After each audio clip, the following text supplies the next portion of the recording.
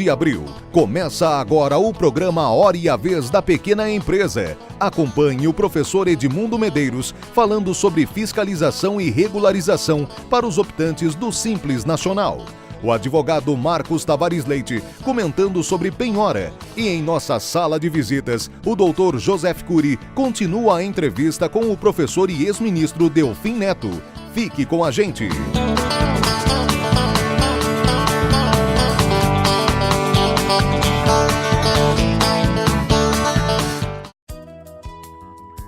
Conheça as novidades deste mês do Cartão Simp de benefícios. Acesse cartãosimp.org.br.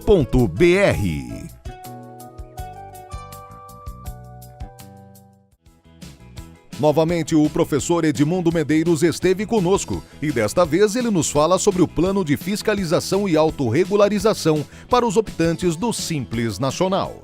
A Receita Federal do Brasil detectou uma diferença de aproximadamente 10 bilhões de reais entre os valores que são informados pelas microempresas a título de faturamento para a apuração do Simples Nacional e os valores correspondentes ao total de notas fiscais eletrônicas emitidas.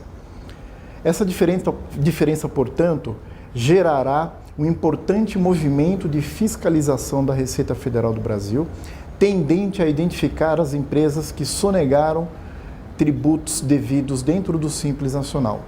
Diante dessa realidade, a Receita Federal do Brasil abriu prazo que vai até o dia 20 de abril para que as empresas realizem a autorregularização, que seria justamente uma medida espontânea por parte de tais empresas no sentido de corrigir eventuais diferenças entre os valores de notas fiscais emitidas e os valores declarados dentro do Simples Nacional. O mesmo plano de fiscalização da Receita Federal do Brasil para este ano também revelou um grupo importante de empresas que revelam indícios de movimentação financeira incompatível. São empresas que declararam uma receita bruta substancialmente inferior à sua movimentação financeira, cuja informação chega à Receita Federal do Brasil por meio de obrigações acessórias que lhes são entregues pelas instituições financeiras. Por fim, a Receita Federal do Brasil buscará esse ano identificar contribuintes que declararam valores recebidos a título de distribuição de lucros das empresas em valores superiores ao permitido pela legislação. Lembremos que empresas que são optantes pelo Simples Nacional ou pelo lucro presumido podem sim realizar a distribuição de lucros aos seus sócios. Tais valores são recebidos pelos sócios e declarados na declaração de imposto de renda da pessoa física como rendimentos isentos e não tributáveis. A declaração deste ano, por sinal, possui prazo para entrega até o dia 30 de abril.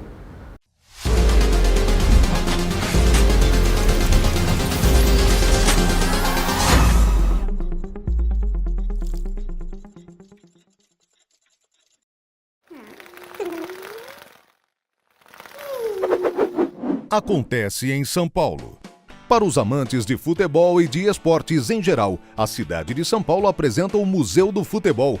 A partir de 3 pilares: emoção, história e diversão, ali é contada a história do futebol. O passeio tem duração de 2 horas, incluindo imagens em vídeo, cabines de áudio e fotos. O museu é uma iniciativa do Governo do Estado e da Prefeitura de São Paulo, com a parceria da Fundação Roberto Marinho.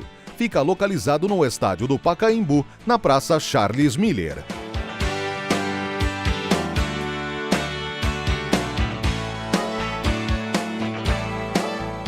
No último dia 28 de março, a FAPESP realizou o evento Diálogo sobre Apoio à Pesquisa para a Inovação na Pequena Empresa, organizado em parceria com o Sindicato da Micro e Pequena Indústria do Estado de São Paulo, SIMP.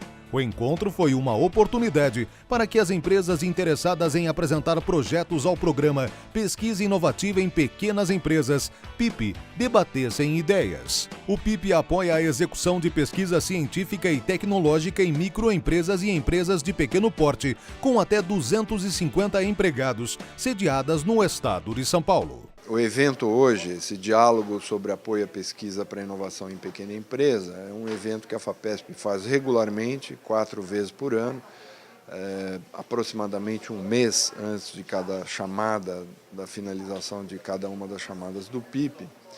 E é um evento dedicado, além de divulgar o programa PIP, busca esclarecer dúvidas para proponentes de projetos PIP, quer dizer, aquelas pessoas que estão interessadas em apresentar propostas nas chamadas próximas do PIP, que estão elaborando projetos PIP.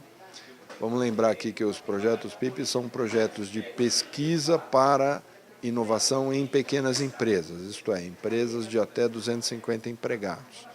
Todo aquele que tem um desafio de pesquisa que, se for resolvido, vai gerar um produto novo, um processo novo, um produto melhorado, um processo melhorado, um novo serviço, enfim, uma inovação, é um potencial candidato a um projeto PIP.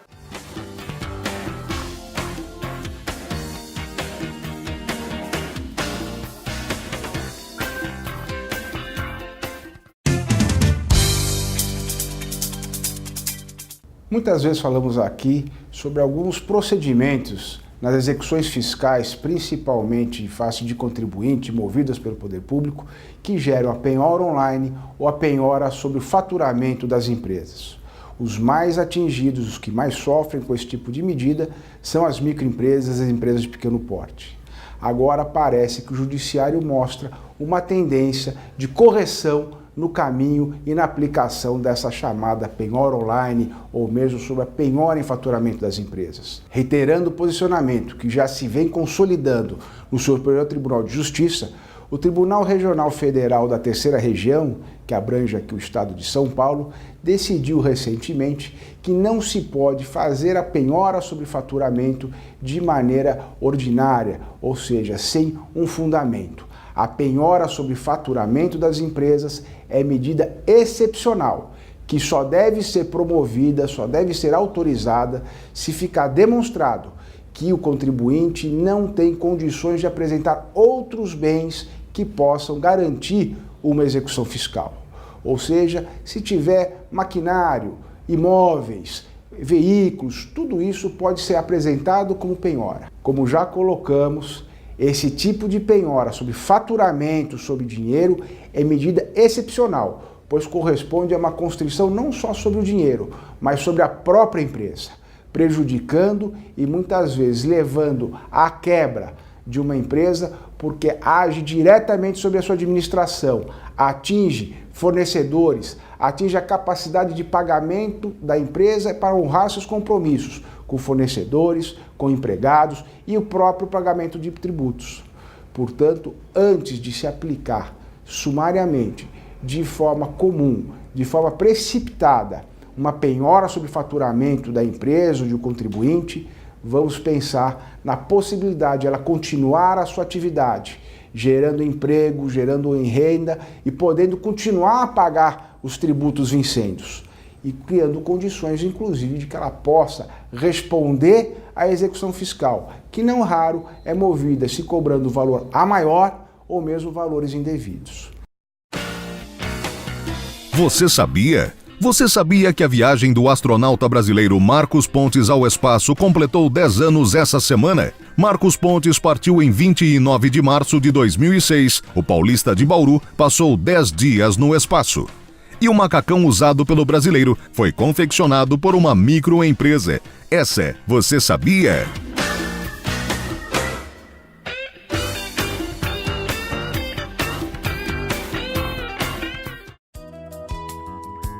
Conheça as novidades deste mês do Cartão Simp de Benefícios. Acesse cartãosimp.org.br.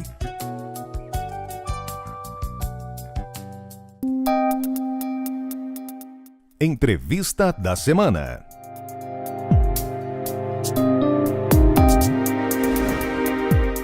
Estamos de volta com o ex-ministro Antônio Delfim Neto, professor, doutor, que no último programa ele estava fazendo as considerações da importância do ex-presidente Lula junto ao governo. É um prazer tê-lo conosco. Muito obrigado, Cury. É uma alegria estar com você outra vez. Então, vamos dar continuidade ao último como programa. eu tinha dito, a minha ideia é que nas condições normais de pressão e temperatura, a nomeação do Lula poderia ajudá-la. Porque o Lula tem um controle do PT. O PT é o partido que ficou contra o programa da Dilma desde o Levi. Sim. E ele teria condições de cooptar o PMDB, de tentar reconstruir a sua base. Uma coisa importante, Cury, a gente saber o seguinte: nós não vamos resolver o nosso problema sem voltar à perspectiva de crescimento. Sem dúvida. Tudo o resto é conversa, é chantilly. Não tem ajuste fiscal sem a perspectiva de crescimento. Então, e como é que volta a perspectiva de crescimento? Esta é a grande indagação, A indagação é professor. a seguinte: por que as pessoas deixaram de investir? Porque não tem tranquilidade, porque não tem garantia, porque as regras mudam todos os dias. Não é a regulamentação. O Cury, você sabe melhor que eu, você pode fazer a regulamentação pior do mundo, mas o empresário estuda aquilo, diz, bom, mesmo que ele coloca no custo a regulamentação, e se ainda houver lucro, ele investe. Sim. Então, não é a regulamentação que impede, é a incerteza sobre a regulamentação. É a mudança, você está fazendo a barba e ouve no rádio, aquele negócio que valia ontem não vale mais. É essa incerteza que destruiu a confiança do setor privado. Agora, no programa passado, o senhor colocou com muita habilidade e absolutamente verdadeiro a intervenção na economia, no setor elétrico, nos juros, enfim, na economia como um todo, no etanol e vários outros segmentos. Agora, a grande indagação é, nós temos, como o senhor colocou, 3 cenários. O impedimento, o TSE, enfim, que seriam talvez os 2 caminhos que nesse momento estão em discussão. Na sua avaliação, professor, o senhor acredita que o ex-presidente Lula voltará e poderá ser um articulador? Isto foi destruído com o Lava Jato? Eu acho. O Lava Jato é um novo ingrediente nesse cenário, professor? Eu diria o seguinte, Lula, Cury, eu acho que depois dos grampos a solução ficou muito ruim. Sim. É que eu digo, as condições hoje estão longe de ser normais em pressão e temperatura. Completamente. Não acredito que aí você consiga mais recuperar esse processo. Eu acho que é muito, muito pouco provável. Agora nós temos que nos convencer do seguinte, Cury, não importa quem seja, nós precisamos de enfrentar uns problemas estruturais que a economia brasileira está sofrendo. Como se enfrenta esses E problemas? você tem que ir ao Congresso propor realmente uma mudança no sistema da Previdência. É um fato elementar, ninguém quer prejudicar ninguém. Claro. Só que o brasileiro vivia 45 anos, hoje vive 75. Então não tem como, não precisa ser um físico quântico para entender que se eu trabalho 30 e recolho pela média do que e depois fico 30 anos aposentado, recebendo por 80% do top, não fecha. A conta não fecha. A conta não fecha. Então não precisa ser. A sociedade vai entender isso. Ela sabe, pelo contrário, você tem que mostrar para a sociedade que a sobrevivência do sistema de previdência reside no seu acerto atuarial. Senão ela não vai sobreviver. Se eu estou entendendo, professor, o senhor está colocando que é necessário um acordo político primeiro, para depois ter um acerto econômico? Mas sem dúvida. Porque o instrumento de poder Sim. é a política. Sim. E aqui não é o poder, Sim, é o convencimento. Eu vou ao Congresso, nós vamos discutir, vai ter contra a gente a favor. Eu acho que os argumentos a favor são muito melhores e provavelmente vão prevalecer. Mas vai ser discutido no Congresso. A segunda coisa é você eliminar uma coisa absurda do orçamento. O orçamento é todo absurdo. Você pergunta, por que o programa está no orçamento de 2016? Porque ele estava no de 2015. E por que ele estava no de 2015? Porque ele estava no 2014. Foi até Dom João VI. Nada sai do orçamento, só entra. Então, o que aconteceu é isto. Você tem um sistema, que eu digo, é geológico. Não tem nada a ver com a economia. Foi se acumulando lá dentro uma porção de coisas que precisam ser alteradas. Mas tem um problema que precisa ser alterado com urgência. São as vinculações. A vinculação é um ato de suicídio administrativo. Você imagine você na tua empresa, tem gavetinha. Salário só pode ser tanto, os juros vai ser tanto, imposto vai ser tanto, o que sobrar é lucro, se não sobrar nada eu tenho prejuízo. Você não precisa mais existir, você fica em casa, o computador dirige tudo lá por você. E é isso que é a vinculação. As vinculações são um ato insensato do constituinte. Eu dizia isso para o Covas, nós não podemos fixar hoje as prioridades de 2020. Por mais inteligente que nós pensamos que somos, não tem como. É impossível. Então, o que acontece? Vinculação, Curi, é a mesma coisa que você tomar um avião, ele levanta voo, você põe no piloto automático e fica esperando acabar a gasolina. Vai cair. Claro. Então, essa seria a segunda correção. A terceira coisa importante, salário mínimo é um instrumento poderoso de política salarial. Um instrumento que o mundo inteiro usa. Mesmo os países mais avessos à intervenção, agora mesmo a Alemanha introduziu o salário mínimo. Por quê? Porque é um bom instrumento de correção salarial. Quer dizer, um salário mínimo de 50% do salário mediano, ele não faz pressão, ele não empurra a distribuição de salário para frente, mas ele dá muito mais conforto, ele produz uma redistribuição de renda melhor, ele funciona. Mas ele não pode ser usado como instrumento de indexação. Eu não posso indexar as coisas do salário mínimo. O salário mínimo é um instrumento em si mesmo. E a quarta coisa, Curi, é que todos vocês sabem muito mais que eu. Não. Nenhuma empresa do teu setor sabe qual é o passivo trabalhista dela. É verdade. Nada. É verdade. Não há nada no Brasil mais atrasado do que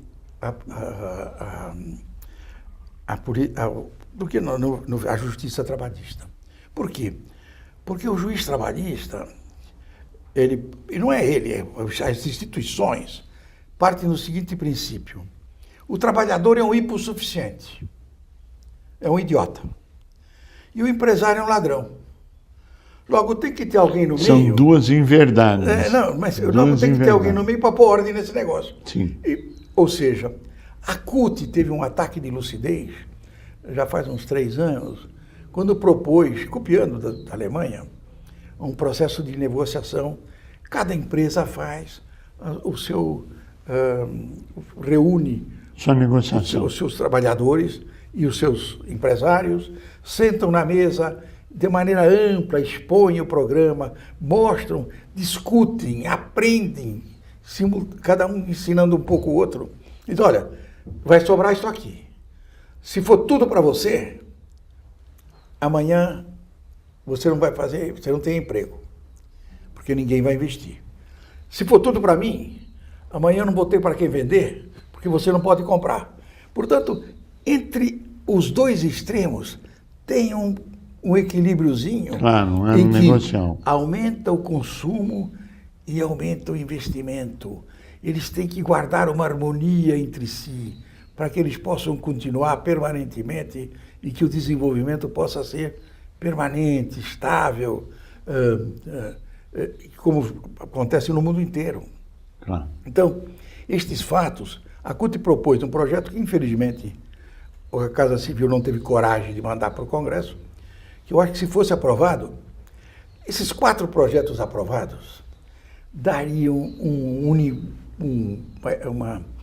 uma luz para o empresário, dizendo, acho que agora vai. Não vai amanhã, vai daqui 5 dias. Mas tem um horizonte. Não, mas daqui 5 dias. Então eu tenho que começar a andar hoje, porque o meu vizinho vai andar. É verdade. A economia, Curi, é só esperança. A economia é só confiança. A economia é só expectativa. Só cresce quem pensa que vai crescer. Claro. Não tem solução. Então, isto abriria a porta para a volta dos investimentos privados.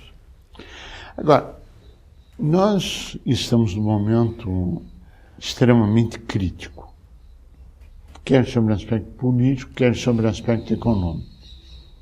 E agora eu queria explorar ao máximo a sua experiência. Se o senhor fechasse os olhos agora e olhasse para o Brasil daqui a 6 meses, daqui a 1 ano, daqui a 3 anos, esses 3 cenários, o que o senhor diria? Curi, vou te dizer, nós não temos competência para impedir o Brasil de crescer. Nós somos incompetentes. Nós temos competência para fazer a porcaria que nós fizemos. Sim. Mas que não é o impedimento definitivo. Curi, o Brasil, nos últimos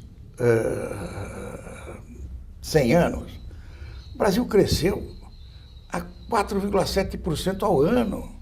O Brasil veio da 48ª economia do mundo para a 8ª.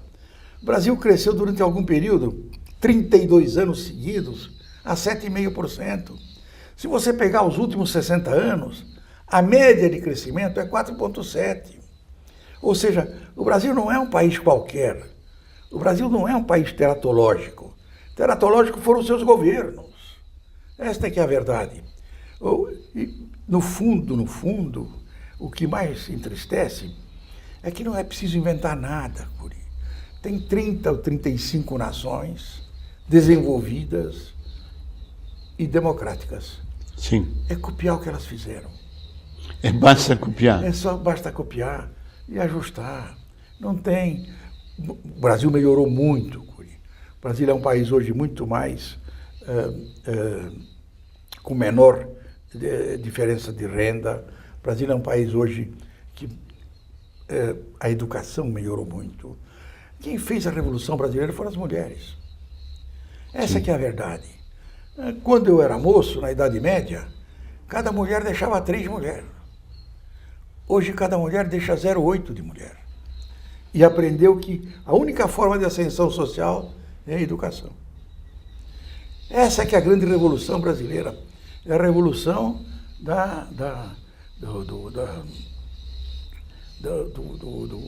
demográfica. Sim. E esse negócio nós temos que aproveitar. Claro. O Brasil precisa disso. Não vamos ter dúvida. Eu diria para você, daqui 6 meses, a coisa pode estar tudo como está hoje ou um pouco melhor. Se você conseguir aprovar as medidas estruturais que vão corrigir o desequilíbrio estrutural que está na Constituição, eu não tenho a menor dúvida, o Brasil vai voltar a crescer de novo. E vai voltar a crescer muito mais depressa do que parece. Porque se há uma coisa que o Brasil tem, é uma classe empresarial extremamente ativa. Você pode esconder a cenoura que ele vai buscar. É verdade. Professor Antônio Delfim Neto, nós queremos agradecer muito a sua participação. Chegamos ao final do nosso tempo e gostaríamos de parabenizá-lo e agradecê-lo pelo seu brilhantismo no nosso programa e na sua trajetória e história de vida. A você que esteve conosco, nosso mais profundo agradecimento, com a certeza que estaremos juntos na semana que vem. Até lá!